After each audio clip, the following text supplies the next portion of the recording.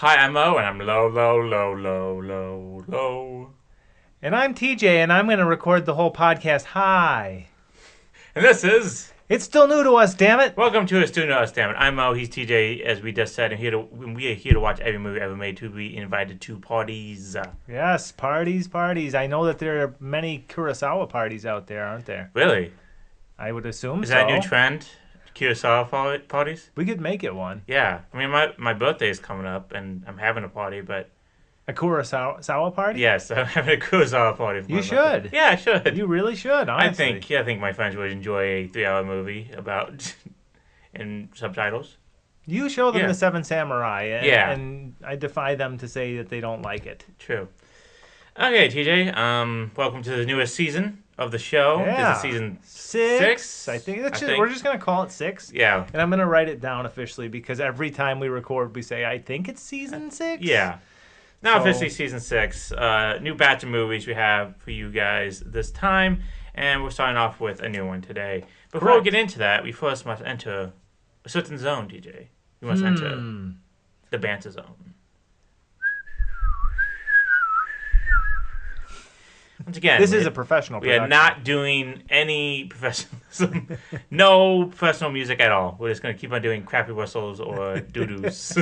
That's it. We should at least get a kazoo. Yeah, I think a kazoo would do great. Yeah, Actually, it's a good idea. that's a good idea. We'll get a kazoo. That's it. We'll get a Make a kazoo. note. It's season 6 and get a kazoo. Yes, exactly.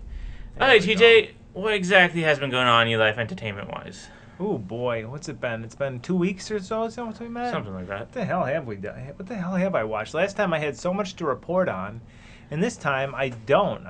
Football season started and I got swept up in it. I went back to my go-to game. I already don't have any aura, so admitting this doesn't really do anything to hurt me. Yeah. But the only football video games I'll play still are NCAA Football 2006 Yeah. and subsequently Madden 06. So once football season started, I said I got swept up in it. I created a new file for Race for the Heisman. I made myself a scrambling quarterback because that's like basically who I am. Yeah. A collegiate Yeah. athlete. I definitely see that. Capable of both running in touchdowns and bombing Yeah. them. You do realize that of photos are the cover of our podcast, right? So What? they know. Yeah. So all I know is that when I remove the helmet, my locks, Yes. cascade down my forehead and Yes. across, my cheeks. And that's what the cover of our podcast looks like, exactly. You got my muscles too, right? Yes, exactly. That. So yeah, I started that Race for the Heisman mode. It took me 3 seasons, but I'm proud to announce that as the junior quarterback of the Louisville Cardinals, Cool. I won the Heisman and was drafted subsequently by the New York Giants, Way which to is go. very funny because the Giants literally have Eli Manning as Yeah. my backup. Do you get to play as like professional teams in that game since you are drafted? Well, by no, them? in the 06 edition. Yeah. For context, Madden went off a cliff after this era, after the PS2 Yeah, I era. heard Madden 06 Went like the off best a one. goddamn cliff. Yeah. NCAA Football 06 is far and away my favorite of those games. But what they did in that year, and probably the years afterward, is you could upload your character from college into the pros after you graduated. Oh, that's cool. Yeah, it's pretty sweet. Alright. So that's a really sad announcement. What the hell else have I been doing? Did a little traveling to the west side of the state last week, and I'm going back again this week. You're going to Holland, Michigan. We went to Holland last Oh. time. Now we're going to Traverse City. And then, Yeah. dear listeners, in a couple weeks from now, this fine gentleman across from me and myself and our buddy Cameron are going to be going to Kansas City, Missouri Yeah. to cheer on our lovable Detroit Lions, whom I've never doubted, by the way. Never doubted. Never doubted them. Ever once. We're going to go cheer them on against some team called the Kansas City Chiefs. I don't think know. they're kind Are of they a- expansion team? I think they're kind of a basement dweller team. Yeah. We've just cursed the Lions for sure. Yeah. But that'll be fun. Geez, I feel like I had to have watched some other movies. Want to know a fun fact about Holland, Michigan? Yeah, The Oogie Loves movie was filmed there. was it? Yes. I had no idea. Yes. Why don't they advertise that? Because hell would rain upon Earth. There was just last year a Holland horror movie starring Nicole Kidman. Oh, yeah. I forgot about that. I don't think it got great reviews, but yeah, it takes place in Holland, Michigan, and it incorporates the whole Dutch. What's the word I'm looking for? Oh my gosh! It was founded by Dutch people. Yeah. Dutch heritage? Heritage. Yeah. Thank you. That's the word. How Dutch is Holland? Well, of course Holland is Dutch, but you know how Dutch is Holland. It's not like when you go to Frankenmuth and it's like German up front. Yeah. You definitely see the Dutch influences, but like it's mostly concentrated on this one little like peninsula, I guess you could call it, where there's like the actual windmill from Holland that was taken apart piece by piece and transported here. Okay. We did that where you can go up in it and tour it and everything and learn about its history. Cool story. It once housed a couple dozen Dutch Jewish refugees that were running from the Nazis. Cool. And once, yeah, that was pretty interesting. They hid in the top floors of the windmill, and when the Nazis finally stopped looking for them, they literally climbed out through a window one by one, just with the patience needed to do such a harrowing thing, and they belly crawled their way to freedom, to safety. Pretty cool story. Damn. So yeah, I would say Holland's nice. It's more of like it's kind of got everything. You want shopping, you want restaurants, you got it. You want that little heritage, that kitschiness, you got it. You want state parks, they're right there too. Lovely time. But yeah, I have like few things to report with movies, and I'm kind of disappointed by that. But I'm going to change that for next time. That's cool. How's your reading going? You reading anything good? Still on Children of Dune. Okay. I like it noticeably less than the first two, but that's not necessarily... It's not bad. It's actually quite an easy read, and I'm still engaged with it. But it's starting to border on batshit. Yeah. Which I know it's not at batshit. It's just starting to border it. Yeah, true. I'm fully expecting that in the next book. Yeah. But no, that's actually it for me. I hate to say. Dang. Yeah, Okay. I know. All right. No life. Well, TJ, lucky I have saved the day here. All this damn traveling Yeah. I'm doing, I'm not watching TV and movies. It's True. horrible. Just horrible. I know. Well, TJ, luckily, I have a letterbox, and I took down all the movies I watched last time Fantastic. we did the show. Let's see here. We'll start with... I don't know if I talked about this or not, but I watched Virtuosity.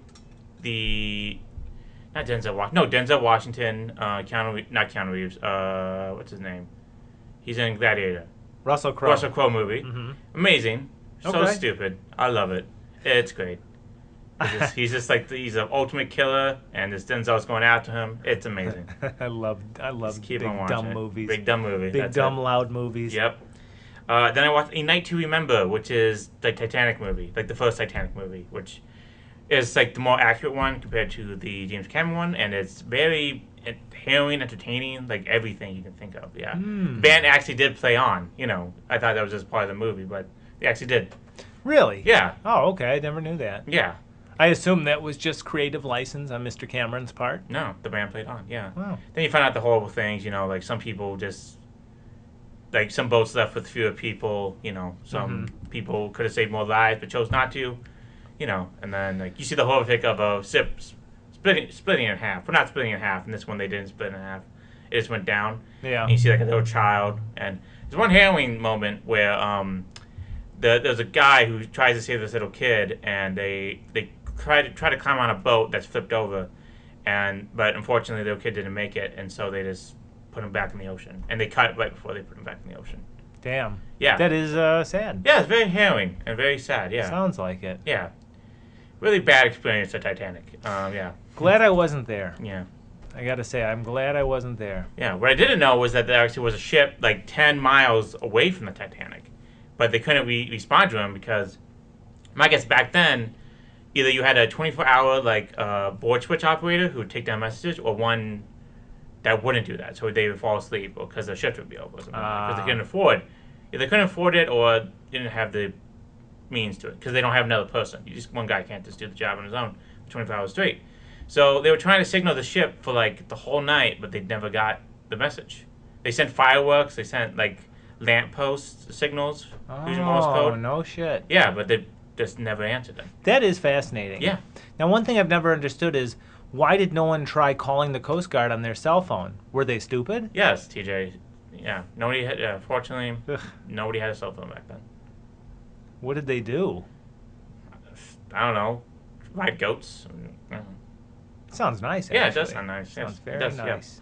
Okay. Yeah. So definitely check that out. Then after that, I decided to. The reason I watched A Night to Remember is because I looked at the Criterion Channel one night. I was like, I have the Criterion Channel. I have not watched anything on there on like months. It's fantastic. So I'm It's like, a okay, I'm spending this. fantastic Yeah, I'm spending this money. Like, I gotta watch something. So it was like, okay, randomizer. I went through all the movies on the DVD spines they have. It was like 1 through 1,290 or something like that.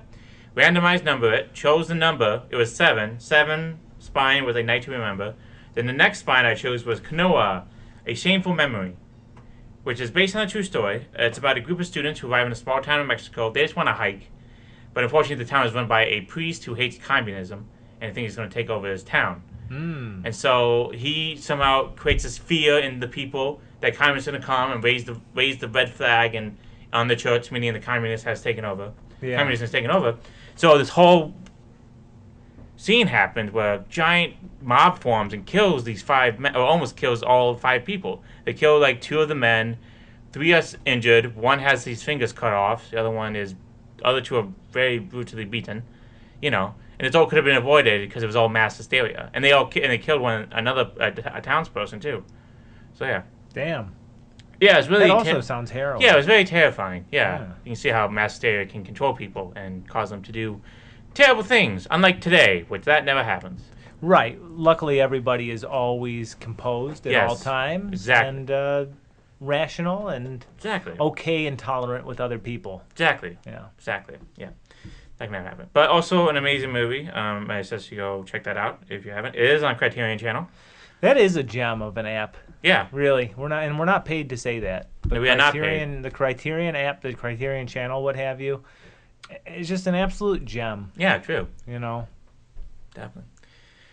Okay. How would you describe those movies? They have like the appeal for, I guess, people who just like movies as art. Is that how you say it? I mean, it's not all artsy-fartsy movies. Of course you know. not. Of Of course course not. not. Some of them are actually like action movies or Or just culturally significant, significant. for some reason. I mean, yeah. I think I watched. No, I Freddy think Got Fingered was on there. yeah, I think I watched Virtuosity on Criterion Channel maybe. Yeah. Or you could watch it. No, I watched what's the Keanu Reeves one where he's a cop from the Johnny Mnemonic. Johnny Mnemonic. I watched yeah. the black and white version of Johnny Mnemonic on Criterion Channel. Nice. Yeah. Nice. And it improved the movie. My first It made a ever... stupid movie less stupid and more entertaining. Sure, Yeah. sure. Well, it shows that there's merit in all sorts of entertainment. My first ever experience with Criterion was I had the Criterion DVD of Chasing Amy in the mid-2000s. Cool. Yeah, That's awesome. very cool. Yes. And also there's another documentary about that called Chasing Amy. Really? Yes, it's about a young lesbian, I believe, who found out she's lesbian by watching Chasing Amy. Ah. And that explores the themes of homosexuality in it and how it affects the homosexual community. 'Cause, you know, there's basically the huge controversy is basically the whole movie's like if you give a lesbian some good dick, then she will stop being a lesbian. You know? Yeah. Yeah. He addressed that in one of his his specials where he went and spoke to college students Yeah. because someone asked him about that. And it's a really good question because it kind of does highlight where we are as like a society where he purposely gave Jason Lee, the idiot character, that line. Yeah. Right? And the whole joke is that this guy's the idiot. Yeah. We're laughing at him. He is saying something stupid. Yeah, but then it happens. It does happen. It That's happens, actually a though. good point. But It then she wouldn't- goes if, back, if I that guess, didn't yeah. happen, then it'd be like, yeah, that'd be That's a a bad good thing. point, But yeah. it happened. You know, I actually haven't seen that movie in very long, but I do wonder how it's aged now that, like, you know, I like to think that being gay is no longer a taboo. yeah. I like to think that anyway. Yeah, I think it still has that, you know, that taboo about it, but, you know, I think people still recognize it as a good movie that's well written and actually kind of sweet. and had when you well think- intentioned. Yeah, that's the thing. well-intentioned, I think yeah. it was well intentioned. Sure, I could definitely see the aspect of them dating and you know hooking up as outdated or just Yeah. I think he once joked that, you know, someone asked him, or is it true you plan on making a science fiction movie? And he said, if you ask any lesbian, I've already made one. It's called Chasing Amy, Yeah. because that'll never happen. Yeah. So, you know, That's I true. think it is well intentioned for sure. Though. Yeah. Okay, and then I was sick about 2 weeks ago, and when I'm sick, Nice. I just watch like random stuff. Nice. So I watched the Disney movie, The $1 Million Duck. Wow. Yes, from 1971. Cool. How was that? It was lame. It's It was, weird. Yeah. It had Sandy Duncan in it, who played Peter Pan in Broadway, and she was awesome. She was great. She was the mother. So I wrote, Sandy Duncan rules, everybody else drools. Very good. Yeah, and I gave it 2 stars. But then when I wasn't finished watching the movie, so then there's one scene where the duck becomes electrical and starts glowing. I gave it another half star for that because that was cool. See what happens when you jump to a conclusion? That's true, yeah. A duck becomes electrical. Yeah. Yeah, it's weird to think Disney actually has like long stretches of just duds or movies that are Yeah. not celebrated. Well, yeah, okay, so that's the live action movies. Generally, live action Disney movies are not well celebrated, even now with the remakes of this Yeah. 2D animation movies and stuff like that. But even before that, I mean, think about the 90s. I mean, you really, think of one great Disney live action movie. I mean, Santa Claus is a classic, I guess, but I don't know. I don't think I'll like that movie anymore. I don't even think about it, to be honest Yeah, with you. I know it's a nostalgia thing for a lot of people. Yeah, but- then you think of like Man in the House. I think that's a Disney movie. I don't know. Some of these could be. Yeah, Is that with Chevy Chase? yeah. I think that was Yeah, a Touchstone okay. movie, but it's Disney, I believe. Yeah. True. Yeah, but The Parent Trap. I guess that's memorable, definitely. But I like the goofiness of them. Yeah. Because I watched the Cat Returns, or the Cat, or That darn cat. That Don Cats, or The computer worn tennis tennis shoes. shoes. It's ridiculous, but I love them. Yeah. Or the Cat from Outer Space. That's great because you see Disney not being so Disney yet. They still have the so kid friendly stuff, but you see people drinking beers, smoking cigarettes, Hell or yeah. stuff like that. This is great. I want more of this. Have this more in movies, More, please. more beer and cigarettes, Yes, please. in kids' Disney. movies, please, Yes, yeah. please. Please. I don't know. I just find it somewhat charming. This one was not that charming. Sandy Duncan, though, was awesome. Everybody else was not. Were there cigarettes? Yes. Nice. True. Cigarettes are badass. True, yes. I mean, they to be clear, neither of us smoke. They're terrible for you. Yeah, yours says one drug's out of town. That's what it says on your show right now. Yeah, don't smoke. I'm Don't just saying smoke. that they make you look badass. Yeah, it's true. But they'll kill you. They'll kill you. Cool. Well, Yeah. at least the movie had that going Yeah. for it. If I tell you what the $1 Million Duck's about, it's about a duck who lays golden eggs. That makes sense. Yes. Because why would a duck egg be $1 million if just regular duck egg? No, it's a golden egg. Do they have a scene where some I don't know, some rich upperclassman is passing through town and maybe his chariot breaks down in front of this duck's house or something, and he says, "I don't have time to deal with these peasants and their duck," and suddenly he does a double take at the duck's nest and he sees a gold egg, and he does this thing what they do in cartoon where they rub their eyes, and Yeah. he says, "By God, that's $1 million egg. That's $1 million duck you've got there. I'll No. give you $1 million." No, not once. No. The main bad guy's an IRS agent because the guy's wondering how he got all this money. How come he didn't make Kingdom Hearts? I That don't would know. have been great. Yeah. That would have been great to have Ursula, Maleficent, Yeah. Jafar, and the IRS guy. Yeah, this That would guy. have been outstanding. That would have been great, actually. Yeah. Okay, what else did I watch? I watched. American Playhouse. Ever hear of that? Yes. Okay, so yeah, PBS back in the 80s, 90s Wow, yeah, used to show live plays on PBS, of course. They wouldn't be in front of a live audience; they'd all be in studio and stuff like that. I watched one called "The Rise and Rise of Daniel Rocket." It's about a kid who flies, literally flies, he makes wings for himself, but he can just fly without wings. Okay. And then he grows up to be a man who missed his childhood because he just flew around the world and everything like that. And he just realized that adulthood sucks. And that He wasted his childhood flying Yeah. around the world. Yeah, Now he has to work. yeah. I think he dies, and then Oh. I don't know. It's one of those plays about a man who becomes a man and realizes adulthood sucks and wants to be a child again or something. It's one of those guys I just want to be with my boys. Youth is truly wasted on the Yeah, young, isn't it? a lot of good people in it. You got the guy who played Amadeus. Oh, Timothy sure. Olyphant. Yeah. Tim Daly, who was in Wings. Yeah. You watched Northern Exposure, right? I watched 4 episodes before you know I realized I don't like this guy. Okay, well, you ever seen the one with the barefoot man who's a chef? I don't think so. Okay, well, there's a girl who's in that one who plays the wife of that, who's actually really good. I think we talked about this before. I yeah. watched 4 episodes. We both agreed that the main character sucks. Yeah. He's just an asshole. Yeah. And then I watched Twin Peaks again. Yeah. Anyway, carry on. Sorry. Yeah, which you should do. Yes. Yeah, so as a good cast and everything, it's how plays exaggerate a lot to get a point across, or like when like 30-year-olds are playing 12-year-olds because Yeah. play. It has that. The first like 40 minutes is them being kids or something, a half hour, and they're like 12-year-olds, but they act like 8-year-olds. Whereas it's like they talk about sex and stuff, but it sounds childish. It's supposed to be from the 1950s, but I'm pretty sure kids from the 1950s didn't even act like that. So it's just like it's very weird. I know it's supposed to be like you're supposed to hype it up for the stage, and it's supposed to be like the 1950s. Kids say it's dawn instead of shit or damn it, or they say fuck instead of just like, they laugh at boobies, but I don't know. It's yeah. But everybody, this. The funny truth is, I feel like kids are more apt to say shit and damn and fuck, whereas adults are the ones trying to censor themselves. True. In many instances. Yeah. So I think I got it. I don't know. It's about how basically if you run away from your childhood, that you'll begin to miss it, and you'll miss the joy growing up or something like that. I don't know. Some shit like that. It's fair. Yeah. That's true. I decided to watch it. I think Jonathan Demme made one of them with starring Christopher Walken and Susan Sarandon. So I really want to watch that one. Nice. Yeah. So that's cool. And let's see, the final movie I watched was this movie we watched. Yes. And I guess we'll get into that now. We why can not? do that, I guess yeah. we can exit the banter zone. We do need a kazoo. I will order one. Yeah, we do need a kazoo. I will order one from Amazon. Definitely. Okay, TJ. Let's get into the movie. We have this week. We randomly selected the movie of this week, which is High and Low. Yes. High and Low, directed by Akira Kurosawa, the great Akira Kurosawa, written by Hideo Ojuni, Wuzo Kikusuma, and Ijiro Hisatia, and Akira Kurosawa. Sorry if I butcher everybody's name, which I will do.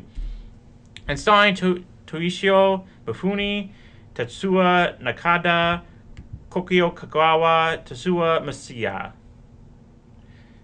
I think I got those perfectly. Yeah. Yeah. Okay. Well, So TJ, what is High and Low about? set in contemporary Japan, High and Low centers on Kingo Gando, a shrewd executive at the National Shoe Corporation, whose decades of professional ambition have led him to the cusp of a hostile takeover. To finance this maneuver, Gando has mortgaged everything, including his stately hilltop residence overlooking the city below, securing the yen needed to execute his plan. However, on the eve of his final transaction, Gando's life is irrevocably interrupted by an anonymous phone call from a man, identifying only as the kidnapper, demanding a ransom of 30 million yen, money required to complete his power play, for the return of Gando's son. Gando initially dismisses the call as a prank upon seeing his son Jun arrive home, but he and his wife are horrified to discover that Shinichi, the son of Gando's chauffeur Aoki, is missing. Regardless of the mistaken identity, the kidnapper clarifies his terms: pay the money or the child dies. Gando summons the police, and investigators arrive at the house to assist in tracing the calls. Subsequent conversations with the kidnapper are recorded, and they make clear that he can see into Gando's home, prompting the authorities to remain hidden within. As the deadline approaches, Gando finds himself in a moral quandary: surrender the 30 million yen to save a child who is not his own, thereby dooming himself via financial ruin, or refuse, securing his professional future at the cost of the boy's life and his own moral standing. His wife, Reiko, and the chauffeur, Aoki, plead for him to pay, while his longtime business partner urges him to continue with his takeover of National Shoes, noting the absurdity of sacrificing an empire for someone else's son. Gando, considering that public opinion of him might shift irreparably should he not save the boy, chooses to pay the ransom, arranging for the money to be dropped from the train he is riding. The exchange is successful, and Shinichi is recovered, but Gando has sealed his fate, losing his company, his money, and his reputation, and his home. The police, however, begin a meticulous investigation into the kidnapper, through which no single clue comes easy. With Shinichi's help, they eventually track down the hideout at which the boy was held, a home belonging to a pair of now-deceased heroin junkies. Subsequent autopsies reveal that the dope they injected were roughly 3 times the potency of typical street-grade heroin. Deducing the kidnapper provided the drugs as a means of closing all loose ends, the police call a closed-door meeting with the press, whom they convince to publish a facetious story concealing the accomplice's fates and reporting that yen notes from the ransom exchange were discovered at local stores. Meanwhile, a drawing of the kidnapper by Shinichi helps investigators identify a lower-class medical intern named Takeuchi. The police forge a blackmail note from Takeuchi's deceased accomplices in order to coax him into attempting to murder them once again. They track him as he purchases more heroin, and they ultimately arrest him at the junkie's home. He confesses to kidnapping Shinichi, stating he was motivated by a resentment for Gando's prosperity, which he observed daily from his inferior position beneath Gando's mansion. In prison, Takeuchi requests a final meeting with Gando, who reluctantly agrees to meet this deranged stranger. During the encounter, Takeuchi displays no remorse, only anger at Gando for his fortune. The meeting ends abruptly when Takeuchi begins shaking and screaming, prompting prison guards to drag him away from the safety glass separating the two. In the end, no hilarity ensues. There was some mild banter during the police scenes when they met in conference rooms, but otherwise I'd say no real humor. Yeah, it wasn't really a funny movie. Yeah. Yeah. Did I miss any plot beats? I think you got it exactly correct. Oh, Very cool. good, TJ. Thank you. Cool. Okay. So high and low. Yes. Akira Kurosawa. Yes. What can we say? That's already been said. Probably nothing. Probably nothing. He's one of the most celebrated filmmakers of the, since the invention of film, I guess. Mm-hmm. He's up there. I always say like the past 25 years. That's because I always think 25 years is like the 90s. It's really like the 2000s kind of. Oh, isn't that crazy? So yeah, but yeah, he's one of the guys. He's the guy who inspired our favorite directors, their favorite directors, everybody's favorite directors. So, so the list of movies that Seven Samurai inspired. Yeah. It just goes on, and it includes things like Star Wars. Yeah. Let's just put it that way. Yeah. Yeah, he's a legend. He's a legend. What small podcast can we do to expand even further? But we'll try our best. We're gonna do it anyway. So, high and low. I chose this movie when I was buying it on a sale for Criterion. Because it's one of the Kurosawa movies. It's one of those. It's the Rashomon. It's the Seven Samurai. It's the Ran. It's the Dreams. It's one of the masterpieces. So I was like, I've never seen a Kurosawa movie, so I'm like, okay, might as well start with high and low. So yeah, that's why I chose this movie. It's just like, I don't know, like, what's your experience, Kurosawa? Have you ever seen anything? Nope. Yeah. I would love to say that I have, because again, I've always known of Kurosawa and his reach and his just his legend, but it's almost like I've had opportunities to watch his movies. Yeah. I don't want to say I'm intimidated to watch them. It's just like I always feel like I'm not worthy or something. I don't know. Like I really have to buckle down. You never can. Seems like that. Never can find 2.5 hours to watch the Seven Samurai or something like that. But I can race for the Heisman in a 20-year-old college football game. Yes, you can, TJ. Mm-hmm. Yes, you can. Mm-hmm. Yeah. So yeah, no experience with him.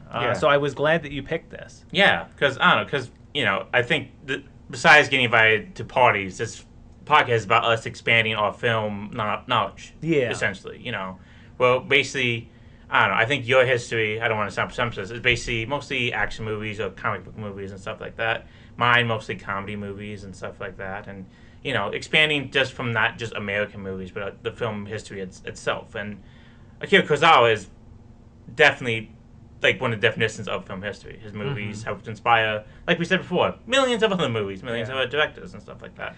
So, like, this movie helped inspire the police procedural, Yeah, which is insane to think, because you just take all this for granted. Oh, it's a police procedural. No, it's like, this is the template, almost. Yeah. You know what I mean? Like, I'm sure there were other works that were, obviously it's not the first noir movie, but, like, this felt so modern.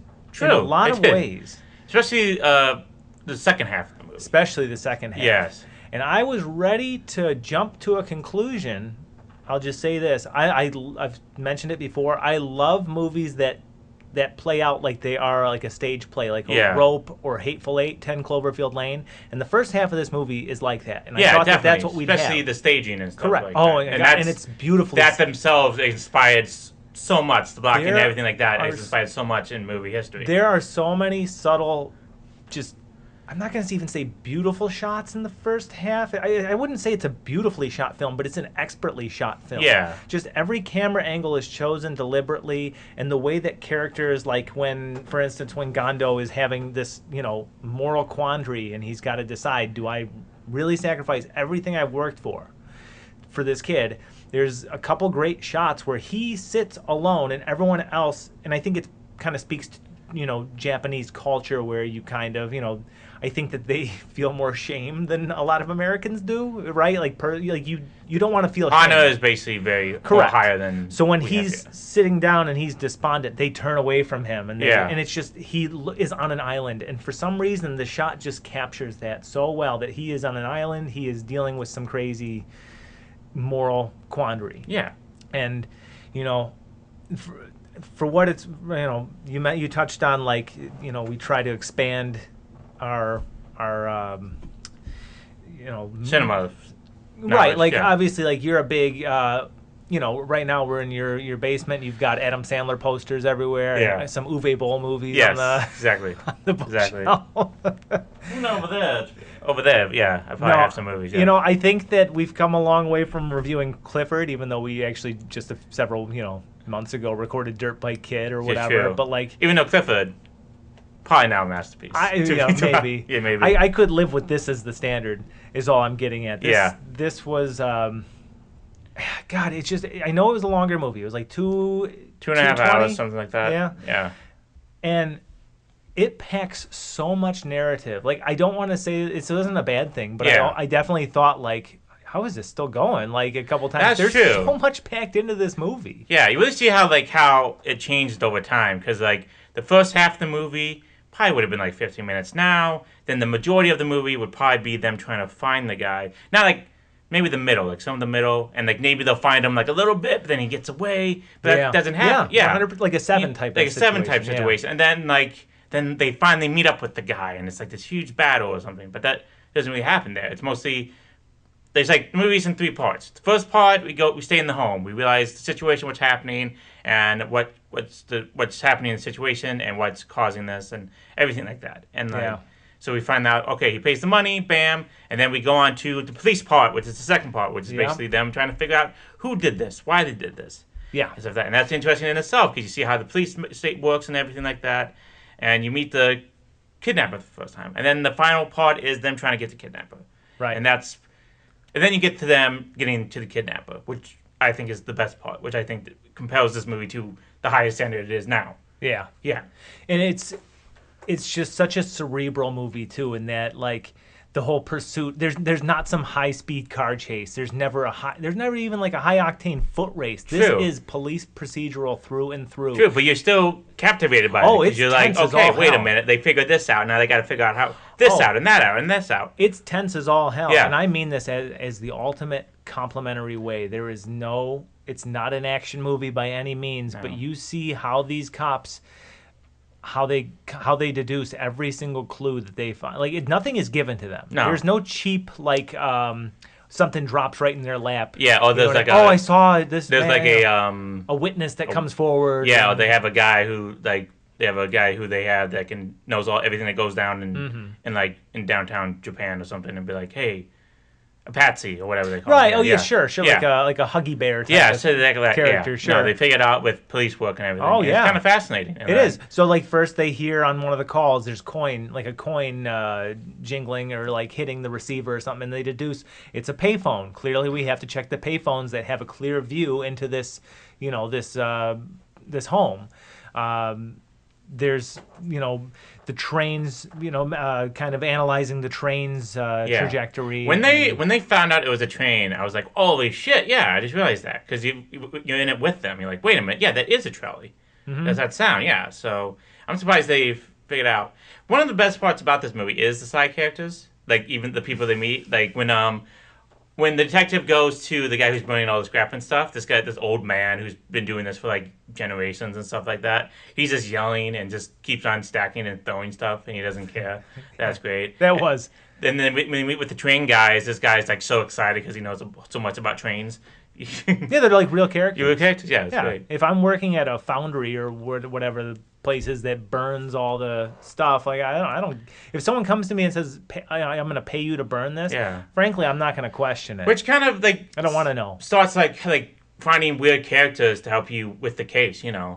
That's I don't know if that's the start of that, but that kind of that's the thing you see in like so many other movies. You see like old curmudgeon helps you out or something like that, or like you get like the patsy or like the guy you get to squeal on person. It's always like a weird dude, and it's like those are those weird dudes that help solve the case. Yeah. Yeah.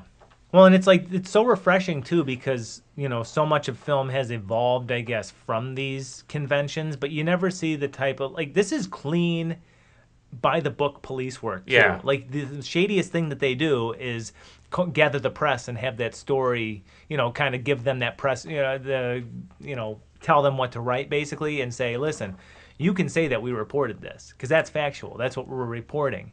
But there's never like they don't, turn the body cams off, so to speak. There's none of that. No. This is straight by the book police work. Yeah. And I never could have imagined it being so engaging to ride along with them. Mm-hmm. And again, I just thought it was so clever the way that they would find clues and just make deductions. And I guess the closest that you get to a, something falling in their lap would be Shani, the child remembering or, drawing the photo. Yeah.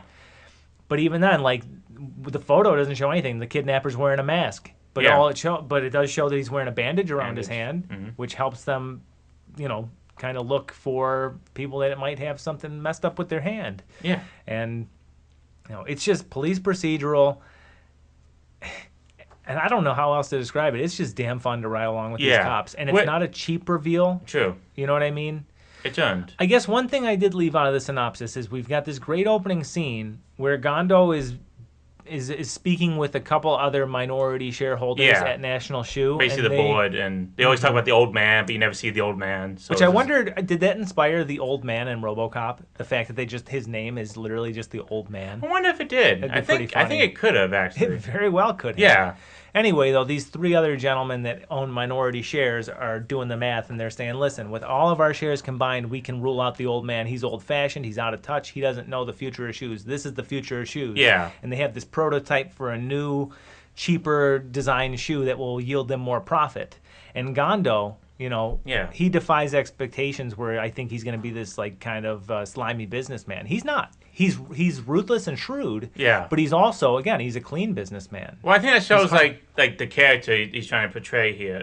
He's like he is a tough businessman, and I think like this film speaks a lot about Japan and business and things like that. How like do we just follow along with capitalism that's going on now? Because this is after World War II, so so Japan's still changing. Like when we did the movies, like Pigs in the Battleship and like stuff like that. Yeah. It shows how Japan's changing. This is like one of those things where basically, I guess maybe before World War II they wouldn't have these type of conversations of taking over and stuff like that.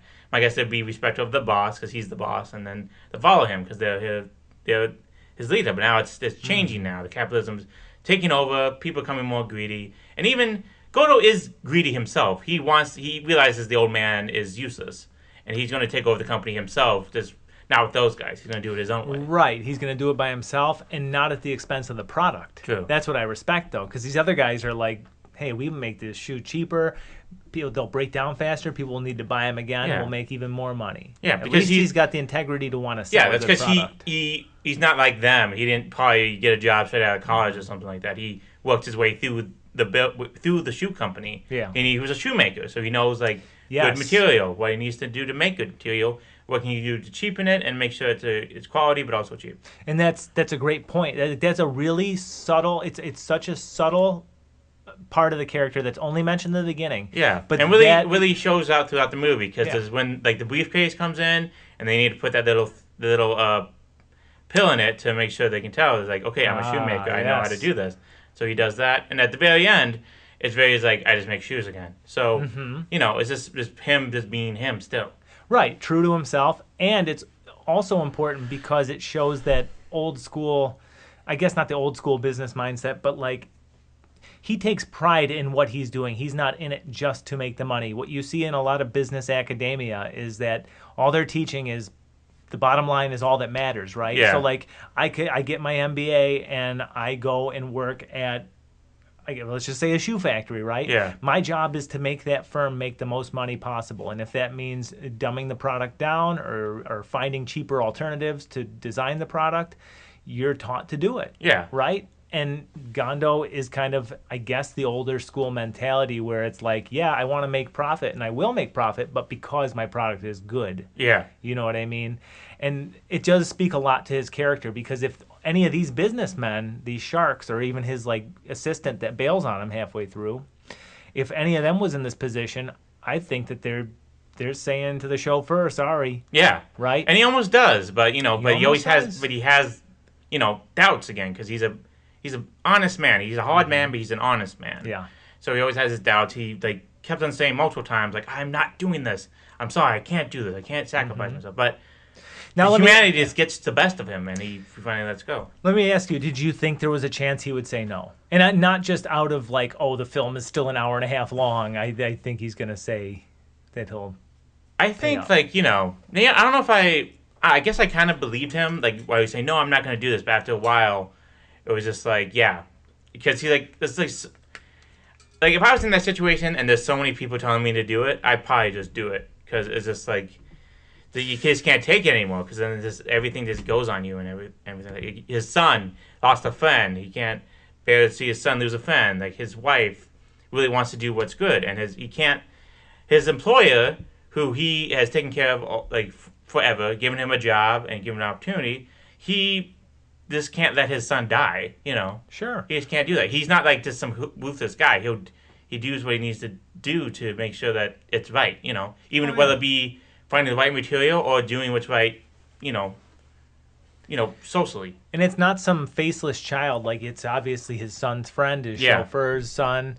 I think that this is one of the most interesting plots of any movie I've ever seen. Now, this part is actually based loosely on a book called King's Ransom by Ed McBain. Yeah, and also was inspired... also known as... Yeah, and also was inspired by Kurosawa's friend's actual son's kidnapping. Wow, that's horrible. Okay, yeah. I did not realize that. Yeah, unfortunately, this movie inspired more kidnappings instead of warning people against kidnapping. Oh, jeez. Yeah, so... That's horrible. Yeah. That is so horrible. Yeah. Well, that aside, I will say I thought this was such a great concept for a movie. I went into this, I had no idea what it was about. Nothing. I had read, I think, that it was a police procedural. Great, let's see. I thought this was brilliant, because when the kidnapper calls and says, I have your son, I'll pay up. Yeah. Then his son runs into the room. He says, oh, you don't have shit. Like, this is a prank call, whatever. Oh, son, where's your friend? I don't know. Shit. Yeah. Now it's like that is such an interesting because now it's just like we expect something's going to happen, then something else happens. Right. Now we have a more dilemma, because if it's someone's kidnapped, he'd be like, yes, I'll give you the money. Now he's like, wait a minute, will I save this kid who's not really mine, but I know him? Is it fair to ask somebody to give up their livelihood, to give up their possessions? Yeah. And at the end of the day, I don't know. The movie's not going to answer that. No. But what it's going to show is that a versatile person with actual tangible skills, a shoemaker in this case, can survive. True. With, he gets all his stuff repossessed, right? True. It's a powerful scene when he's meeting with the detective at the end, and they're sitting on, they go to sit on furniture, but one of the appraisers slaps a sticker on it that's like, and it's, oh no, you can sit on it until the auction. Then you hear the clock that's been ringing out through all the movie, and then you see the person stick on it. You're like, oh, yeah, the clock's gone now. Yeah. Real quick sidebar. Yeah. Because I forgot to mention it during banter time. But speaking of clock, I did watch one of the Robert Culp Columbos yesterday. The one where he's the football team general manager and he kills the owner of the team. He gets foiled by a clock not being in a recording that he was trying to use to stage his alibi. Anyway, back to High and Low. Yeah. But I just wanted to throw that out there because it was a good episode. Yeah. The most crucial game. I thought that was such a great concept, though, for a movie. And, like, again, so I asked you, do you think that he considered holding on to his wealth? My thought was he's always going to pay this, because I got the sense right off the bat he's a man of integrity when he turns down these guys and reveals, hey, I've been doing this the right way. Like, yeah, it's ruthless, it's aggressive business, but it's not unethical. He's buying out other people's shares. He wants to reshape this company for which he's worked his whole life in his own image. And you got to respect it. That's the whole bootstraps mentality that we love to tout, right? True. So I never, for a second, doubted that he would do the right thing, so to speak. what I saw his apprehension as was like, put yourself in that position. You've worked your whole life at this, and you know deep down that you have to do the right thing. It's almost like the mental gymnastics your brain does to brace you for the fact that your life is upended. Yeah. You are going back to the bottom of the ladder. True. And I just thought, just on so many levels, this movie was so interesting to me. Yeah, and it doesn't break him. Like at the very end of the scene, like when he confronts the kidnapper, the kidnapper's going off like I hope you had fun, or something like that. Like I hope it destroyed you and everything like that. And then like he's not destroyed. No. He's still just going to be a shoemaker. Nope. It's fine. He may have lost everything, and that sucks, but he'll still live on. And the kidnapper realized that it's all in vain. Like, he didn't do anything. Yep, and he's going to hang. Yeah, he didn't ruin this man's life. He's going to die, yep. Yeah, it's going to be fine. Yep. Yeah. And all because he hated somebody that was not like him. And it's, again, that's also a universal theme, too. Like, it's understandable to be jealous. It's a kind of just a universal trait. I think people can always be envious. But his envy that, you act on it, and it does you no good to count another man's money. It's like what's going on now with, like, political assassinations. Like, oh, boy, it's just like, he's gone now. The person that you hated is gone now, but it's not going to change anything. No. You didn't change, like, direction this country's going or anything like that. Like, most likely, there's going to be another guy like him who's just going to take his if anything, place. you've emboldened.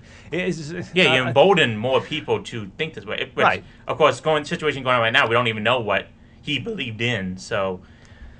We don't know shit. And the fact of the matter is, people can say some reprehensible things that you don't agree with. Yeah. Doesn't mean you go shooting them. True, yeah. It doesn't mean you go kidnapping their children just because you think they deserve some kind of payment for being successful. Once again, this guy is not born rich, He worked hard, and he became rich, and he's trying to better himself still, like, no matter what. And that's honorable, in a lot of people's eyes. Because looking, like, if we were the kidnapper and looking down, like, because we're not wealthy. No. We're not like that. I mean, maybe, the rich people did work hard. Some of them did work hard. They came from nothing, they did work hard. We're not gonna see them as, like, us. We're gonna see them as rich assholes. Them. Yeah. We're going to see them as them. We're not going to see them. So I understand where he's coming from. Mm-hmm. But I know, and you know, that going to this extreme is not going to solve anything. No. It's not going to, like, show you had the money, but, so that, you're not going to get away with it, most likely. And a lot of people do not get away with it. No. No. And in this case, I didn't want him to get away with it. No. And I brought up the earlier scene, from the beginning where the other three gentlemen are trying to convince him to turn on the old man, because this movie does a great job of basically as soon as they leave, he gets the ransom call. Yeah. And it sets you up. It's like you almost think it's too obvious, right? Yeah, it's too obvious. But you just assume it's these guys. Yeah. And it's a safe assumption. Yeah. Especially if I'm watching this in 1963, I'm going to just assume that it's them. And what I love about this movie is that for that whole first half, where it's set in the house, it's a safe assumption, really. Yeah. And then they just do one quick shot. It's like, it serves almost as the transition to, like, the police procedural side of the movie. Yeah. Where you see a nondescript man going into a rundown house or hut or what have you. Yeah. And you clearly, you can make the assumption that this guy obviously knows what's going on. Yeah. And it turns out to be the kidnapper. True, yeah. I like the fact that he's not related in any way to Gondo. I love the fact that he really was just somebody who had a bad life, probably. Yeah. Clearly had an issue with his mom. He said, you know, I'm glad she's died last year. We don't need to know much about him. That's not the point. The point is, he made the sin, so to speak, the deadly sin, if you will, of envy. Yeah. Without knowing somebody. He was judgmental. And truth was, he was a medical intern. Yeah. And I don't know if being a doctor in 60s Japan was as prestigious or as lucrative as it can be in America now. Probably not. But still, you can make something of yourself. Yeah. You can rise from a shoemaker to a industrialist. Yeah, you're a doctor. Basically, you're in high standing of anybody ever, Yeah. It doesn't matter how many accomplishments you have. If you're a doctor, you're a doctor. Absolutely. Yeah. At the end of the day, he was just a sociopath, most likely. Yeah. And I think it's powerful that you just know just enough about him. Yeah. You know that this guy's just evil. True. All the kindness is taken out of him, and now he's just... Which is weird he became a doctor. Right? Yeah. Well, you get the sense he'd be like one of those Dr. Deaths that Yeah, kind of gets a exactly. rush on like overdosing people or Yeah. what have you, crazy True. shit like that. Yeah. Okay, so yeah, we start in the very first scene and stuff like that. Then we go on to the kidnapping and all that stuff. Let's talk about the train scene, which is one of the best scenes in the whole movie. Great scene. Great scene. Okay, so yeah, so basically we have the ransom drop, which is the kidnapper calls Gondo, right? Gondo. And he's like, okay, we take this train. And he's like, okay, I'll take this train. And so it's like, okay, so where's the swap going to be? I guess he's going to be on the train or something like that. The kid's going to be on the train. No, the kid's not on the train. The kidnapper calls the train, which I guess you can do. He calls the train. Gondo picks it up and is just like, hello? And it's like, because he requested that the money be in a specific suitcase, 2.75 inches or something like that. This is so meticulously planned out, because that's how far the window opens. Windows of the bathrooms and trains open. Yeah, and then he calls him, is like, we got to throw it out the window. And like, we'll see the kid on the hill while we pass through. And the detective's like, son of a bitch, he figured it out. Like, you see the cops react like, shit, he figured it out. Mm-hmm. Like this is going to be impossible, you know? And then it happens, and it's just like, because that shot was so hard to get. Like, let's actually have some information about that. All cameramen were required to film simultaneously, with every other film production being shut down for the day. One camera was positioned under the bridge, and the money drop took place. 2 8mm photographed the kidnappers at the end of the train, and detectives were followed by 2 cameras. It was so well done. Yeah, there was only one attempt to film this. Wow. Okay. Wow. So only they one really had to nail According it. to my sources, Wikipedia, there's only one attempt to film this, and That's one incredible. camera did not work, so they missed something. So they had to go back and shoot it on another day. So it was actually really impressive of how they did this. Yeah, it was shot mostly entirely with handheld cameras, according to my source, Wikipedia. So it really is impressive, because it's an impressive shot. I mean, It's incredible. that's how it kind of looks like modern now. You know, you got all these cameras following around people, all this action going around, quick cuts. You know, It really shows like how it inspired everybody to do that now. You know, Yeah. it's really fast. Yeah, and then the train scene accumulates into they get the boy back, which is what we need. But like, how did you feel about the train scene? I thought it was fantastic. Yeah. I love it from not just the technical standpoint, but the narrative standpoint too. This money drop off is so meticulously planned. Yeah. With the briefcases and the way, hey, you're gonna see the kid at this one pass, and you're gonna drop the money once you see him. Yeah. And the fact that there's no stops right around that area. And so that if the police were to do an emergency stop, it would alert the kidnappers that, hey, he brought the cops with us, and it could potentially put the child's life in danger. Yeah.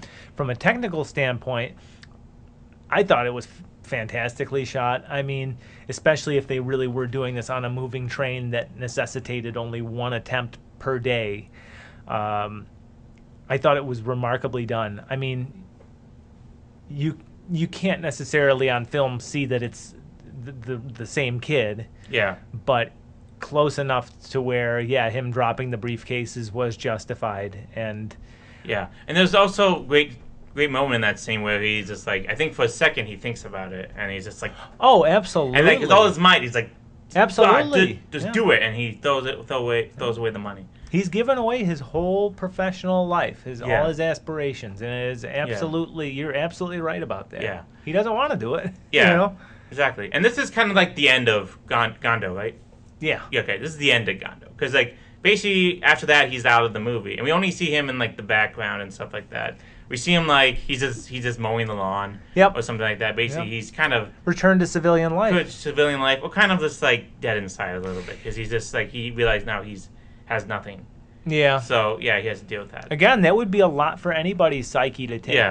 Yeah. And I think he handles it very well. Like, you see him kind of just mowing the lawn, and you can read that as a number of ways. You could read it as him just, having a mental breakdown. I read it more as just, I need to refine myself and my purpose in life because I have nothing. I have nothing anymore of my material wealth. What am I going to do? Yeah. And it's almost like just the mowing of the lawn is almost like, I love mowing my lawn. Just, I know, again, no aura at all. But to me, it's just like a moment of zen. You pop your headphones in, you listen to whatever you want, you enjoy the weather, you have a drink if you want. And that's kind of the sense I got from him, was just I have nothing else right now but my lawn. I don't know how to put it. Just a Yeah. return to whoever I am.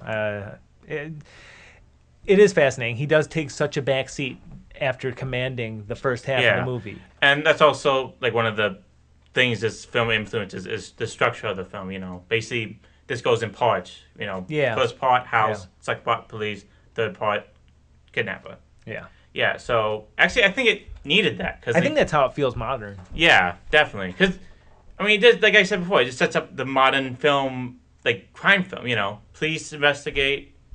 You know, you set up like something, like the person who's going to get kidnapped or murdered or something like that. Crime happens. Police come in. Police try to solve the case. Police solve the case, try to get after the kidnappers or killers, and then movie ends. You know, yeah. The only thing that's different is that this is much longer, and this is like not skipping any steps. Because then we get into the police side of the movie, which I would say maybe is the weakest part, somewhat. You know, I'm not saying it's like terrible or anything like that. It's definitely good. It's great, but it's not like the best part. I would say. I think sometimes I think it's a goes tonal on. shift. The tonal shift. Yeah. I can see why someone would think it's the weakest part, and maybe I'd agree with that. But like, it's not to say I think it's bad at all. No. I think it, as someone who works in civil service, I'm not a police officer Yeah. by any means, but I do know how bureaucracy and like yeah. civil bodies like that work. Because it's basically just seeing them doing their jobs and stuff like that, and that's somewhat like it gets somewhat exciting. Like they review everything and everything like that. Like basically we have nothing, and then after that one scene, then they start. Then like the driver who's so depressed about what happened because he basically ruined this man's life to save his own son's life. He's like, he feels okay, like he owes him a debt. I gotta owe him a debt. I gotta find this guy. So he basically makes sure his son goes out and, you know, goes around to try to remember everything. And that's when it kind of picks up a little bit. Let me say, all these do-gooders, by the way, are so endearing. Because, like, maybe I'm just used to selfish Americans. I did like the youngest detective, the guy with the Hawaiian shirt and black hair. He was great. The guy who was sleeping on the train. Yeah. That was my favorite detective. Because, again, relatable. Yeah. All the do-gooders in this movie, though, are so endearingly likable because they genuinely have this man's best interest at heart. They even say, you don't have to necessarily give up your livelihood. Yeah. You have the right to protect what you've built. Yeah. But we want to protect this child. And it's just such a human connection in that way, where you don't have these hard-nosed, jaded cops doing anything. And I will say, again, as someone who is in civil service, I kind of loved the fact that in Act 2, so much of the exposition between the law enforcement is done in meeting rooms. Yeah. Because that is how government bodies work. There are meetings on top of meetings on top of meetings. There's little urgency at those meetings time-wise. So, yeah, we can pull this up on the projector and we can tell little jokes. Like that was one of my favorite parts is they will tell these little jokes and everyone will laugh. And it's like when you operate professionally in that kind of field, you have to find humor in dark places, right? I know it's kind of a tonal whiplash, but I think it was necessary for comic relief, and I think it just again endears all those comic relief, and also guys. to you getting more invested into the case. Absolutely, because you see the evidence pile up, you're like, oh, okay, wait, they figured this out, and then they're going to connect that and that and that, and then they're going to figure out who it is, and that's the exciting part, definitely. Detectives themselves, I mean, we had some characters. I would say this film, besides one character, doesn't really have a lot of memorable people. I mean, Gondo is great and everything, but like everybody else is playing just like stock characters. You got the head detective, who's calm, collective. Then you got the old grumpy detective, who everybody calls Boston, and then you got the young guy who's probably just new to the force and everything like that.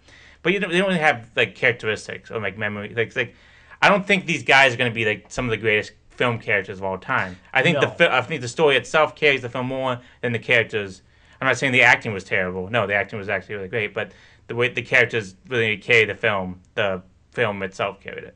So do you think maybe that's intentional to highlight how Takeuchi doesn't fit in, how he is? Like that's kind of, because I agree with you wholeheartedly. Yeah. Like, I don't even remember, I remember Gondo's name. Yeah. And that's really it, True. Aside from Takeuchi. But Gondo is easier for me to remember for whatever reason, maybe because it sounds like Honda mixed with Guile from Street Fighter. I don't know, but it's easier to remember. And I have written it down here multiple times.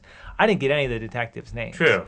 And I think maybe, if anything, that is to me, it wasn't a detractor, I'll say. Yeah. I like the fact that the kidnapper is the most animated because, again, he is Yeah. a mentally sick person, and I think everyone else is, again, society-minded, right? Yeah. They're part of society. They're not aberrations or Also, whatever. it could be like how society views rich people, also, because like these policemen are willing to do anything to find this kid for Gondo, who is a very well-respected man in his community and also very rich.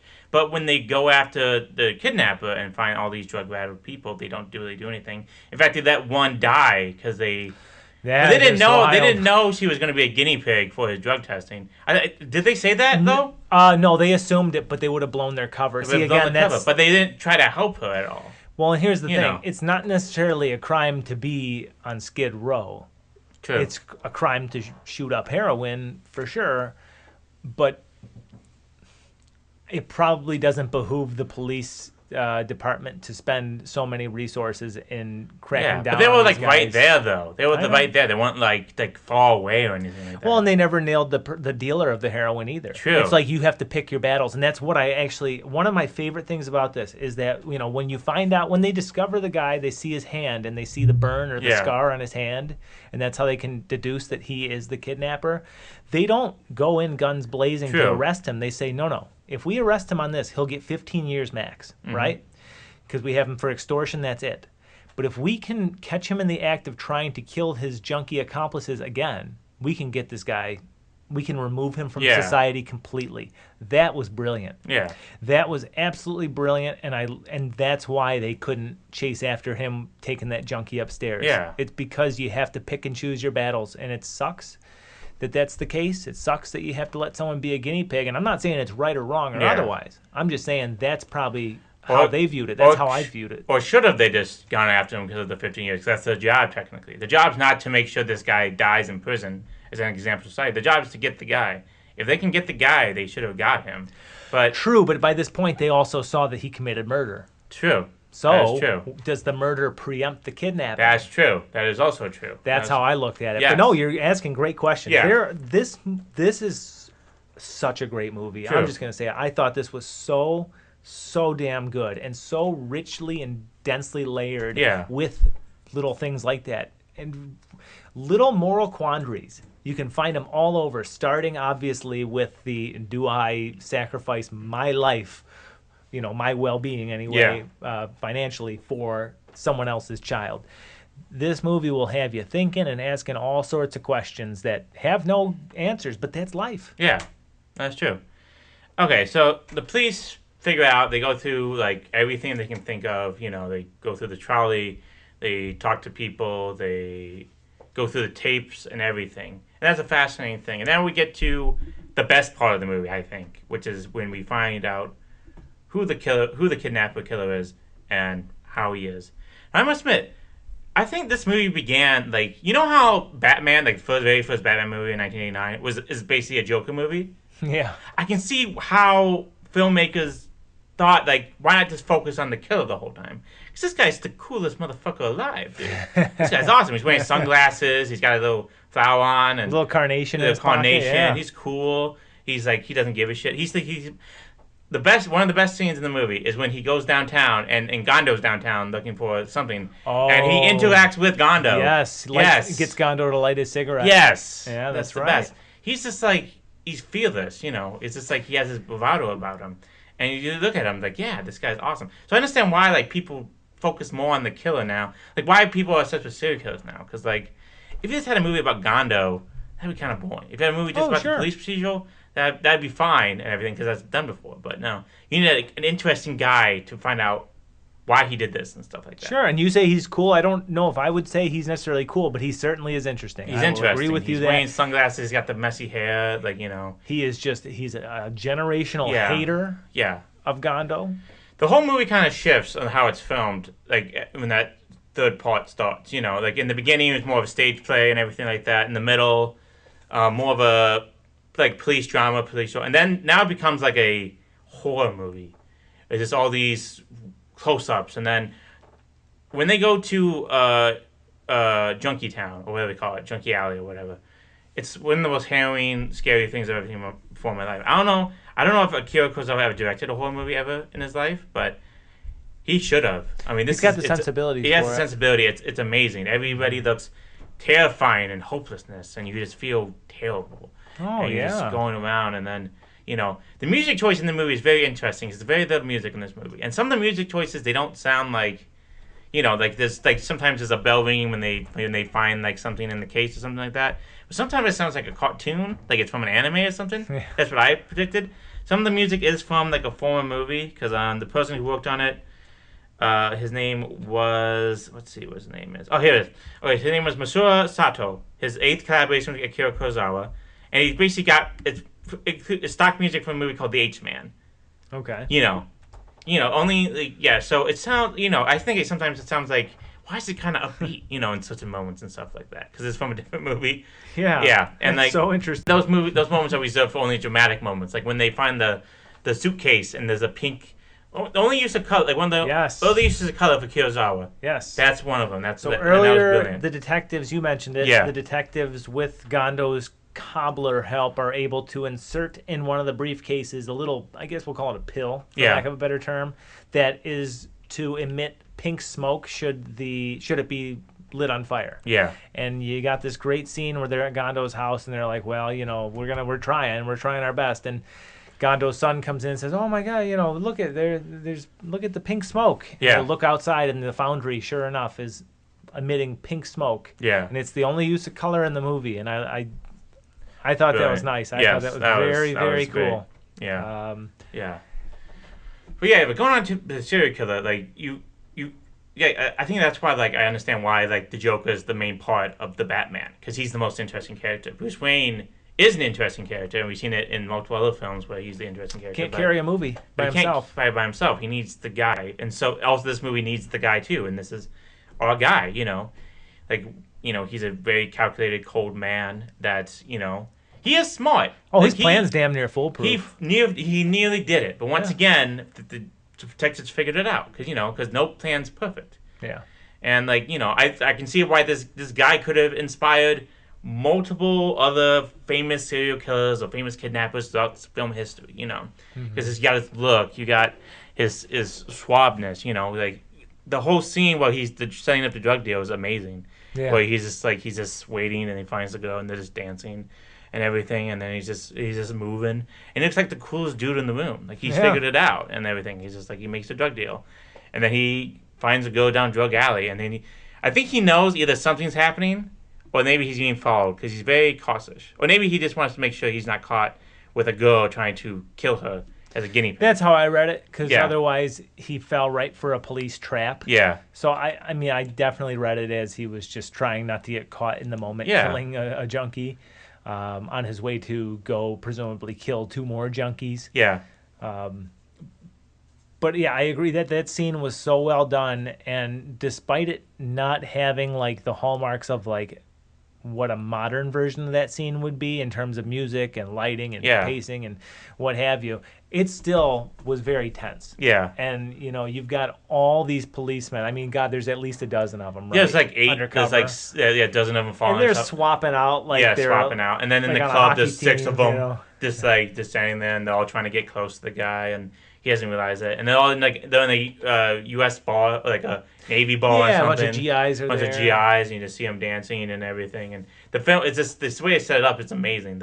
The mise en scene and stuff like that. The way it's shot is amazing. It was, yeah. Yeah, it's just like, you know, I think it just elevated this whole film for me personally. Yeah. Yeah. And then, of course, I don't know. I guess we're going through this movie. I guess you can't really go through this movie bit by bit. I guess it's better to talk about it like this. But then he gets caught, you know. It wasn't really like a, you know, like a triumphant scene, like, haha, we caught you. It was very quick. It was just like, we got you. Yeah. And then they move on to the next part where it's just like, you know, it's like they got him in the newspaper. Then we go to like the, you know, Hondo still lost because he lost all his house, but he's not defeated. Yeah. You know, he still won. He still got the kid back. He still got his family, and he still has a job. And then we go on to the very last scene where, like, this guy, he wants to show him so badly that he's a badass, like that he is the guy we see walking through the streets of Japan or Tokyo at night. You know, he has the sunglasses. He's all The confident. cigarette. The smoking, the dancing with girls. You know, he wants to show him so badly that he does not care about him or that he's not afraid to die, but it's not working. That's what You know, like all people like this, kidnappers, serial killers, they're all cowards. They're secretly cowards, all terrible people. And this guy was one of them. He was a coward. He's afraid to die. He is afraid to die. Shaking. He started shaking. Like Hondo does not care anymore. No, he's like, why did you want to see me? Why do you want to see him? He doesn't care. He has a life. He works. He's starting from the bottom, but he still has his family. He's still successful. You know, it's fine in his own way. May not be a millionaire anymore, but he has a job and he's still providing for his family. Mm-hmm. And I think it kills him so much that what he did meant fucking nothing. Yeah, Because you didn't destroy him. You nailed it. He's a coward. He's the one that arranged for the meeting before his execution. Yeah. He was the one that sought out Gondo. Gondo, despite having Yeah. this man upending his life, I don't know if he necessarily forgave him, but he was like, listen, I got bigger things to do. I got work, man. Yeah. I gotta take care of my family. Yeah, you're absolutely right about the cowardice thing. Yeah. And, you know, he sees it. He's like, he doesn't care. Like this is not going to affect him, you know. Like, No. He made his own cards, and now he's made his own bed, now he's sleeping in it, you know. That's right. Yeah, and then the film just ends, and it's just like, yeah, That caught me so off guard. Yeah. It was just like the end. the end. That's basically it. I miss when movies did that, honestly. That's true. When was the last time you saw the end? When was the last time? It's a good question. Yeah, I don't know. Yeah, I it's been a really don't know. while. Movies now, or at least like in the franchise era, you ever notice they would end with the title card? Yeah, It'd be like sometimes. The Avengers. The Avengers, yeah. And then it would just go to credits. Yeah, I down. remember Thunderbolts. It was like Thunderbolts, and then asterisk the New Avengers, you know, Yeah. something like that. And that's the whole movie, you know. You know, we can't really explain it. Like if you just watch the movie, I mean, our explanation of it is not worthy of the actual movie itself. Because once again, this is the one of the masterpieces, you know. Yeah. You know, we could right now we only have an hour and 12 minutes. We have talked more about the Dirt Bike Kid than we have about High and Low. But what really can we say about this movie? Are you sure that wasn't more banter? I think that probably was movie? more banter. I hope so. Yeah, than actually talking about the Dirt Bike Kid. This has a lot of layers to it. Yeah. And just, I like that you brought up the fact that nobody's really a remarkable character except for Takeuchi, the kidnapper, and because I'd noticed that myself, but like, I noticed it subconsciously. Like I didn't actually write it down, but since you pointed that out, it just makes me appreciate this even more again because like sometimes normal people are unremarkable in that kind of way, in that aesthetic. You know, this guy's got the aesthetic, the cigarette, the carnation, the hair, the just the cool look, right? The scar on his arm, the hand to give him. But he's the weakest of these characters. Yes. He is, at the end of the day, the weakest. All these other people are true to themselves. They have a job to do, right? Yeah. Like the investigators. Again, I love their earnestness. They're not pulling anybody up by the collar. Listen here, man. We're gonna find this fucking kid. You know, none of that. It's all so earnest. Like, listen, we know that you're being asked a lot here, but you know, I promise you, if you give up the money, we won't hesitate we won't stop looking for this man and getting your money back. We'll do everything that we can. There is such an earnestness and an honestness about these quote unquote unremarkable good guys versus this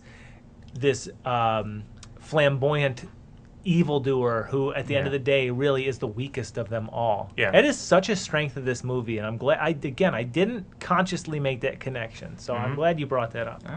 Fantastic, man. Yeah. Fantastic. All right. Well, we gone through the whole movie. Beautiful. Mostly. Like we kind of went back and forth everywhere and went everywhere for the whole movie. But you know, what else could we do? This is High and Low. You know, it's one of those movies. Definitely. I guess we'll give our final thoughts on it right now. All highs, no lows. Yes. 6 out of 6. I'm giving it a 6 out of 6. I mean, again, I probably give those out too frequently. I really can't fault this movie for anything. You want to say some of the music cues are a little wonky? Yeah. Fine. But I like That's that. fine. I like that. It was just weird. I do too. Yeah. I absolutely do too. I think that it kind of like harkens back to a time when there weren't so many stereotypes about a police procedural or this type of movie. It's like when you watch Black Christmas, and it was before the slasher boom. So it is a slasher, but it's also a lot. It doesn't feel like a cheap. It's got a lot more to it. Yeah. And that's kind of how I looked at this. God damn. I mean, if you feel better about it, I'd give it a 5.75. But no, I'm sticking with my 6. This movie was outstanding. That's great. And I've said everything I need to say. I'm debating about. I always think like, what gives a person a half star? Like what what? Like when I was doing the $1 million egg or whatever it was called. I forgot what it was called. The $1 million duck? Duck, yeah, whatever. I gave it a half star because of Electric Duck. I'm debating about giving this a 5.5 stars because maybe I thought like it was a little bit slow during the police scenes, but I was still invested in the police scenes itself, no matter what. So I was like, do I just give it a 5.5 stars just because that little bit of slowness? But it's still a great movie. It's still a fascinating movie that that influenced cinema for decades to come. You know, That's the truth. police procedurals, way staging is sets, the way serial killers or kidnappers are portrayed in movies. You know, like I don't know if this was before. What was the Robert Mitchum movie that they remade? Cape Fear. I don't know if this was before Cape Fear or after Cape Fear, but I feel like I think this was before, after Cape Fear. But I think so. yeah, but I feel like this, this helped develop bad guys as being more interesting than this I'm bad. He has reasons why he's bad. They're not good reasons, but there's reasons why. But Cape Fear was a year before this. year before this, so it was 1964. 1962, and this okay. is 63. Okay. I don't know. I think my mind's telling me every review ever is 6 stars or 5 stars in their reviews. But I think I gotta go with what my brain says because I gotta admit that it was a little bit slow, but that doesn't mean it's not a perfect movie. I'm gonna give it 5.5 stars. That's fine. These ratings are meaningless. Yes, they're meaningless. That's true. Yes. But We just spent an hour and 12 minutes or whatever waxing poetic about how relevant this movie still feels with regards to cinema these days. yeah, it's true. The train scene feels like it could have been shot today. The ending scene, the character of the kidnapper himself feels like it could have been a character today. Oh, sure. Definitely, yeah. Sure. I mean, Is how this- often do you see movies about where a big part of the hook is, children in danger or, Yeah. hell, look at weapons or prisoners or something sure. like that. Yeah. It's a tale as old as time. Yeah. And it's always a great hook. And I think that the ways that this movie keeps itself reserved are some of its strengths, like the fact that it doesn't go over the top with cop stereotypes or violence or anything like that. I think that's what makes it so special. Yeah. Of course, I don't know if Kurzweil watched any. Of course, I think he definitely watched film noir films, but I don't know if he took inspiration from that because mostly. I mean, the ending is sad. It is a bad ending. Well, technically, kind of. I don't know. Happy ending. Is this really a happy ending? A man's gonna die. I think it's just a very. What do they say? There's optimists, pessimists, and realists. It's the realists. Yeah. It's just life. I Yeah, mean, 'cause there's good and bad. The ending was supposed to be him and the detective just having a conversation, but after seeing the performance of the actor Tsutomu Yamazaki portraying the kidnapper, he's like, no, it's now going to be the ending is going to be you two talking. I love that choice. Yeah. That's all you need. Yeah. That's life. I mean, Yeah. that's literally what this ending is. Because we need to find out why he did this, but also, It's happy and sad for both characters involved, basically. Gondo, it's sad that you lost everything, but you didn't lose your ambition. And Yeah. you got your health, you got your family, you Yeah. have your you're hands that still can make people shoes. love you now because Right. you know what, you did the right thing instead of People the love- company yep. that is trying to take everything away from you now, and people are hating them and boycotting them. Yeah. Because we don't know what happens to National shoes. National Shoes. I wonder if there actually was in the book called National Shoes, or they just this came up with the name National Shoes. That's the That would be normal funny. name I can never think of. This is the 60s before you have aggressive registered trademark stuff. You know what I mean? Yeah. So National Shoe is. National Shoes. I suppose I could see that, but Yeah. yeah, I think that it's a happy ending for the most part. It's bittersweet. That's the word. Yeah, you you know. It's sadder for Takeuchi. You Yeah. know, you ended up with nothing that you wanted. Yeah. No money. No satisfaction over having ruined this man's life. Yeah. Nothing. Nothing. Your hate got you nowhere. True. Yeah. Outstanding. Outstanding, A yeah. really outstanding movie. Yeah. So that was High and Low. Yes. Do I have to say go check it out? Yeah, it's one of the best movies ever made. Go check it out. It's one Badass movie. of the Kurosawa classics, definitely. Okay, let's go into what was going on during the films of 1963. In America mostly, because in Japan that's kind of hard to look up. So this was nominated for a Golden Globe. This was nominated for Best Foreign Film. Sorry. Oh. I don't know what won Golden Globe that year, but it was nominated. It was nominated for the Venice Film Festival, the Golden Lion, the most prestigious award at the Venice Film Festival. Fortunately, did not win. It was only nominated. Okay, so the Oscars this year, very forgettable Oscar year, 1963. The winner was Tom Jones. Oh, geez, Which- we've seen this year before, haven't Yeah, we? I think we have. I think people consider that one of the worst.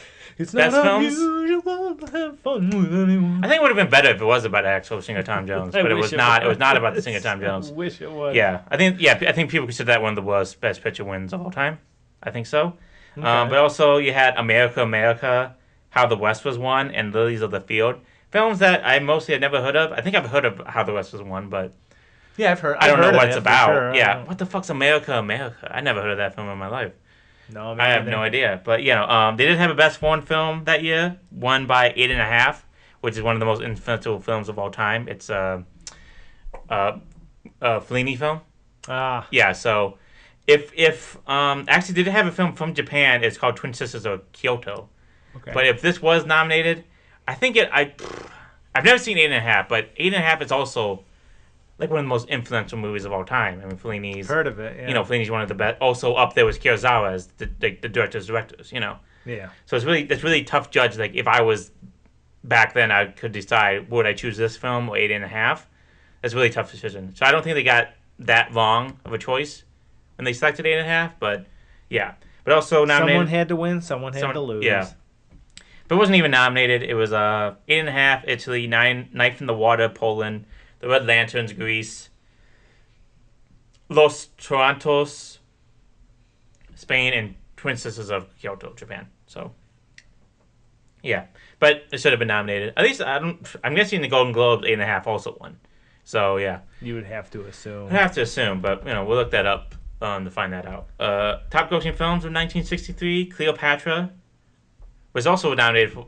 Surprising that didn't win Best Picture, because that's like the biggest film of all time, because it's the most expensive. Not just like the most expensive, but like generally the biggest film Hollywood has ever made during that point. Yeah, no You know. kidding. You ever seen it? No, I haven't either. I don't Interesting. think it's people consider it like a good movie. I think people No. are amazed by the spectacle of it all because it Correct. costs so much money. Correct. But I don't think because there's another Cleopatra like from 1934 that I don't know is better than this Cleopatra, but I don't know. I don't know. One day we'll see. It will compare. Then you had 2, How the West Was Won. 3 was It's a Mad, Mad, Mad World.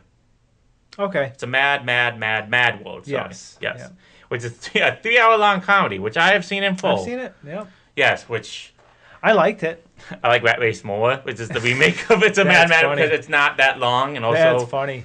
I don't know if I'll ever watch It's a Mad, Mad, Mad, Mad World, but I did enjoy it. yeah, 3 hours like a 3 It's a hour long it's a comedy. slog. Yeah. I mean, really, you do have to. I mean, I broke it up into parts. There's an intermission, really. Yeah, You need more than that for a comedy, though. yeah. The kinda only feel like part I you need remember more. is the 3 Stooges show up as firemen, and that's it. I remember Peter Falk being in it. Yeah, Yeah, a lot of.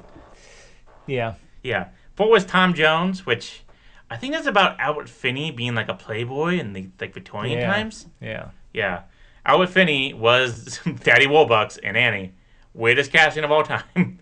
It is interesting, isn't Yeah, it? I gotta watch Annie because John Huston directed that movie. Isn't that so bizarre? That's so to think bizarre. of? I always will. I know think of John him- Huston's not known for like certain films, but I just like the guy like who made Stagecoach. Like he made that movie. The guy who Sorry, played that's John Ford. the guy who played the scumbag in Chinatown. Yeah. like that's how I always think of him as. Yeah. Unfortunately. Yeah, John Huston, the guy who made like so many Yeah. great like serious drama films, made Annie. You know. And the father of Angelica yeah, Houston. and Father Angelica Houston, who made I think it was The Dead. I think his last movie was called The Dead. Okay. That was his last movie. He did not make Stagecoach. That was Jack John Nicholson Ford. was married to her, wasn't he? I think he was. I'm not sure. That's funny. They Yes. starred in Chinatown together, and then I'm gonna go hook up with your daughter. Yeah. Yeah, Johnny Houston directing Annie, and you had Robert Altman directing Popeye. It's so weird. So weird. That is so freaking weird to So think weird. about. Yeah. Same time, too. Very bizarre. Same yeah, time. something was in the water. Yeah. I don't know. Then you got 5, Irma La Douche, a great movie starring Shirley Temple. Not Shirley Temple. Shirley MacLaine and Jack Lemmon. Okay. Fantastic movie. Really funny. Go check it out if you haven't. 6 is Son of Flubber. Was a sequel, really, to The Absent-Minded Professional. Yes, and Yes. I've seen both of them actually. When I was very young, my mom rented them from Family Video. Wow. And I think I just remember. All I remember is the scene where he like dunks the basketball from half court. Yeah. Yeah. That's I've about seen it. Flubber, the remake of those movies. Not great. No. Those are one of the bad 90s Robin Yeah, Williams films. not Yeah. great. Not good. Not good. Number 7, a movie that you know, TJ, Dr. No. Nice. Yes. Was it the first one, right? Very first. Very first. 1962. Yes. Yes. Number 8 was a movie called The VIPs. Okay. Yeah. Number 9 was Mintlocked. M-C-L-I-T-O-C-K. Mintlock. Mintlock. Am I saying it right? Spell it again. M-C-L-I-N-T-O-C-K. McClintock. McClintock. McClintock, yeah. Is an apostrophe at the end. McClintock. Can't say it. Yeah, it's okay. I can't do it. And number 10, the movie that's on every streaming service ever, Charade. Or Charade. Is it really? Yeah, like if you go to any streaming service, you'll find Charade. I don't know Please why. watch it. Please watch Charade. I know. Please, we beg you. I know. I would. I mean, it's a good movie. It's just, for some reason, every streaming service has Charade. That is really No matter funny, what. actually. Yeah. Okay, so rating-wise, Letterboxd 4.6. I expect nothing I less. expect nothing less, exactly. The reviews of this, mostly the all long ones, because this is, once again, high and low. So, let's see. There's a few small ones. I love this one by Eddie Burback, the YouTuber. It said, watch it again on the big screen, but the guy sitting in front of me had spiky hair that blocked the subtitles. Is this the Spike's version of High and Low that I keep hearing about? I can't read it. I don't know what that means. I don't know. Spike's version. I don't know. Another one by Eddie says, sat forward into the locked position about 10 times. And Patrick Williams, another YouTuber, wrote, everyone is out for my man Buffoon when all he wants to do is make high-quality shoes. That's funny. Yeah. That's funny. Yeah. So, yeah, basically that's High and Low. One of the best films of all time. We agree. Go watch it, until we watch, like, Rashomon or Seven Samurai or Land or Dreams and be like, this is the best Kurosawa of all time. I know. We might have to do a Kurosawa season. Yeah, I know. I mean, really, that was such an impressive... Again, I mean, I don't know why I didn't expect anything less, to be honest with you, but let that speak to the quality where I went in with high expectations just off of Kurosawa's reputation, and they were exceeded. Yeah. I try to make sure I wasn't like this is a masterpiece every time. Mm-hmm. To make sure, like, wait, that's not the best. I get it. Yeah. I totally get it, but it's like so hard not to just sing this movie's praises. True. I thought it was... I just thought it was so damn good. I thought it was so damn strong in many ways. Okay. All right, we're spinning the wheel, folks. What we got next? Big money, big money, big money, big money. 4. That is Drive My Car. Woo! Ooh, a Beatles biopic? No. Oh, thank God. Thank God. Yeah. Oh, thank God. I heard the new one's going great. There's Sam Mendes. I have to trust him. Yeah. We're in a post-Dewey Cox world. I expect any music biopic to at least be competent. Yeah, true. Okay, folks, so expect us next time. And he never once paid for drugs, Paul. Not even once. Not even once. Sorry. Okay. Okay, folks, that was High and Low. If you like this, please like, subscribe, follow us on YouTube, SoundCloud, and Spotify. We're not doing social media anymore. I think it's dead. It's a cesspool. Cesspool. We hate it. We did this for the love of the game, guys. Yeah. And plus, I don't think we're ever getting any followers on that anyway. Send us a kazoo. Yeah, send us a kazoo. We don't have a Patreon. Just send us a kazoo. Send us a kazoo. Where? We're not going to tell you. You just got to find us. You just got to find us. Give sample clues, throughout the episode. The cops in this movie were able to find a killer starting with a payphone phone call. So from this recording, you need to use clues like, trains or something, in the background. Deduce it. Yeah, you have to. Yeah, so anyway, follow us on those. Give us comments, give us feedback. We'd love to hear it. Our most popular episode was the Dirt Bike Kid, I believe. Oh, no, sorry. The most popular episode was Tommy Chicker and the Traveling Stamp. God help us. Stamp Travelers, some stupid shit like that. It doesn't matter. It doesn't matter. That was the most popular episode. None of this matters. I think 16 people listened to it. So cool. thank you for listening. I'm Mo, and now I'm high above me. She's so lovely. You actually stole my joke. Oh, really? Yeah, I'm not even kidding you. I can't believe you just did that. I know, I saw that right on the moment. Oh, my God. I have nothing. Goodbye. Goodbye. Love you. Here's Robert Mitchum playing us out. Bye.